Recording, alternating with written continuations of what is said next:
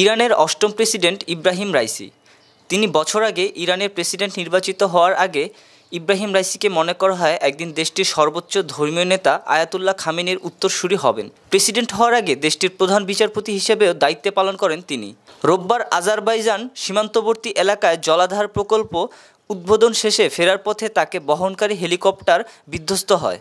ওই হেলিকপ্টারে তার সঙ্গে ইরানের পররাষ্ট্রমন্ত্রী হোসেইন আমির আবদুল্লাহিয়ান সহ কয়েকজন জ্যেষ্ঠ কর্মকর্তাও ছিলেন।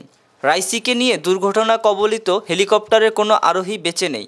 সোমবার ইরানের রাষ্ট্রীয় টেলিভিশনের বরাতে এমন তথ্য জানিয়েছে তুর্কি বার্তা সংস্থা আনাদলু।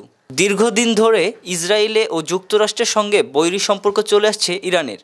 ইব্রাহিম রাইসি ক্ষমতায় আসার পর প্রতিবেশীদের পাশাপাশি চীন ও রাশিয়ার সঙ্গে সম্পর্ক উন্নয়নে বিশেষভাবে মনোযোগ দিয়েছিলেন। ইব্রাহিম রাইসির জন্ম 1960 সালের 14 ডিসেম্বর উত্তর পূর্ব ইরানের পবিত্র শহর মাশহাদে। মাত্র 20 বছর বয়সে তিনি তেহরানের পার্শ্ববর্তী শহর কারাজের প্রসিকিউটর জেনারেল নিযুক্ত হন। 1989 থেকে 1994 সাল পর্যন্ত তেহরানের প্রসিকিউটর জেনারেলের দায়িত্ব পালন করেন রাইসি।